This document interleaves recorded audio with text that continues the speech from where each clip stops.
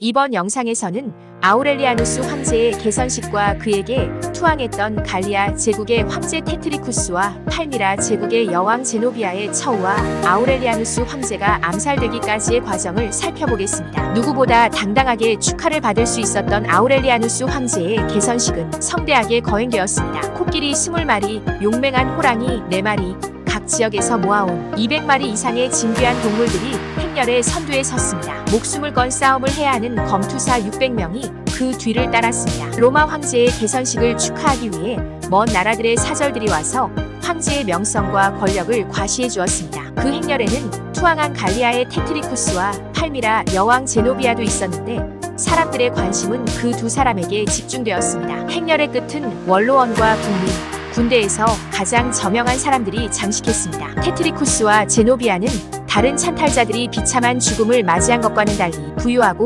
명예롭게 여생을 보낸 것으로 기록되고 있습니다. 제노비아는 로마에서 20마일 떨어진 티브루에 있는 멋진 별장을 한 채 받았습니다. 그녀는 로마의 귀부인이 되었고 딸들 또한 귀족 가문과 결혼했다고 합니다. 테트리쿠스 또한 알프스 이북 지역을 통치하였는데 아우렐리아누스 황제가 이탈리아의 한 지방을 관리할 것을 제안할 정도로 그와는 우정을 나누는 사이였다고 합니다. 테트리쿠스는 매우 엄격한 성향을 지닌 황제의 마음을 사로잡을 정도로 처세술에 능했던 것으로 보입니다. 새벽부터 시작된 개선식은 저녁 9시가 되어서야 카피톨리누스 언덕에 오르게 되었고 황제는 늦은 밤이 되어서야 궁전으로 돌아갔습니다. 축제에는 각종 행사가 진행되었고 국민들에게는 두둑한 상여금이 주어졌습니다. 모든 신전들은 황제가 바친 봉헌물로 찬란하게 빛이 났습니다. 특히 태양신 신전에는 1만 5천 파운드가 넘는 황금이 헌납되었는데 그의 어머니가 태양신을 모신 작은 사원의 하급 여사제였기 때문입니다. 그는 그런 이유로 태양신에 대한 각별한 정서가 있었는데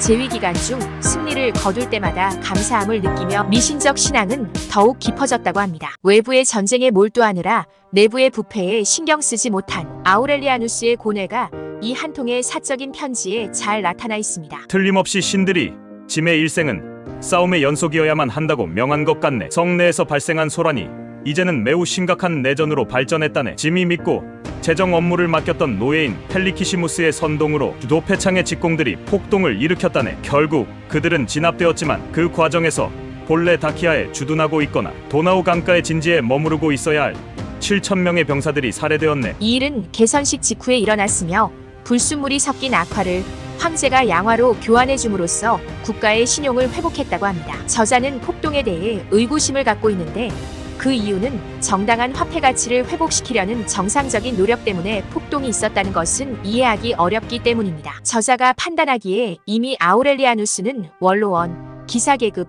근위대와는 끊임없이 알력을 빚어왔다는 것입니다. 평민 출신의 아우렐리아누스는 국민들에게는 언제나 애정을 표시했지만 국가를 운영하는 핵심 세력과는 알력이 있었는데 화폐 개혁에 대한 폭동은 원래 가지고 있던 불만을 표출하는 도구에 불과했다는 것입니다. 원로원과 기사계급, 근위대의 공모가 없었다면 용맹한 군인 황제에게 대항하지는 못했을 것이라는 합리적인 추측을 하고 있습니다. 아우렐리아누스는 엄격한 성격으로 쉽사리 동정심의 영향을 받지 않았다고 합니다. 또한 정의에 대해서는 강박적일 만큼 집착했던 것으로 보입니다. 악화를 양화로 바꾸어 주어서 신뢰를 회복한 것을 보면 그의 성향을 알 수 있습니다. 다만 융통성이 부족했다는 아쉬움이 남습니다. 더구나 개선식이 있고 나서 얼마 되지 않은 시기에 폭동이 일어났다는 것이 그의 분노를 더욱 자극했습니다. 당시의 끔찍한 처벌 현장은 사형 집행인들이 피로에 지칠 정도였고 감옥은 대만원이었을 정도로 군인 황제답게 무력으로 제압하려 했다는 것입니다. 그런 행동이 원로원들을 불쾌하게 만들었습니다. 승리에 대한 자부심으로 충만해 있었던 아우렐리아누스의 군대 스타일의 융통성 없는 처벌은 오히려 자신에게 독이 되었습니다. 황제는 발레리아누스 황제를 포로로 잡아서 모욕한 페르시아를 응징하러 다시 한번 전쟁에 나섰습니다. 군대는 유럽과 아시아를 가르는 해협들까지 진격해갔습니다. 그곳에서 그는 자신의 서기관들 중 한 사람이 직무상 부당 이득을 취했다는 죄목으로 책망했었다고 합니다. 문제는 황제의 성향상 책망만으로 끝나지 않을 것이라는 두려움에